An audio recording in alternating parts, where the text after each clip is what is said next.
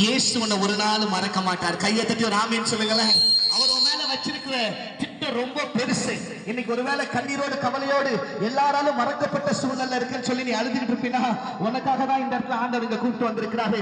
யார் எனக்கு உதவி செய்வா என்று சொல்லி கண்ணீர் வடித்துட்டு இருப்பீனா, ஆண்டவர் உன்னை பார்த்து சொல்றார், மகளே, இயேசு உன்னை ரொம்ப அதிகமாய் நேசிக்கிறார். ஹல்லேலூயா.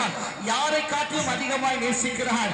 நீ கெட்டு போது ஏசப்பாக்கு சித்தம் அல்ல, நீ அழிந்து போது ஏசப்பாக்கு சித்தம் அல்ல, நீயோ உன் குடும்பமோ சொந்தமோ யாரும் கெட்டு போக ஆண்டவருக்கு சித்தம் அல்ல. அவரை நோக்கி கூப்பிட்டா அவர் இறங்கி உதவி செய்கிற தேவன். ஆண்டவரை ஒரு நாளும் மறக்கவே மாட்டாரு. எத்தனை பேர் சொல்றீங்க, இயேசு எனக்கு ரொம்ப ரொம்ப முக்கியமா இருக்கிறாரு, அவர் என்ன மறக்க மாட்டாரு? ஒருவேளை கண்ணீரோடு கவலையோடு நீங்க இருந்தீங்கன்னா உங்களை பார்த்து ஆண்டவர் சொல்றாரு, ஆண்டவர்களை மறக்கவே மாட்டார். God will never ever forget you. உங்க வாழ்க்கை ஒரு அற்புதத்தை செய்ய கர்த்தர் விரும்புகிறார். இருக்கிற இடத்துல கூட சேர்ந்து நீங்க கையை தட்டி கூட சேர்ந்து சொல்ல போறீங்க, நான் மறக்க மாட்டேன். யார் என்னை மறந்த போதிலும் இயேசுவே என்னை என்று மறவா நேசரே, என் இயேசுவே என்னை என்று மறவா நேசரே.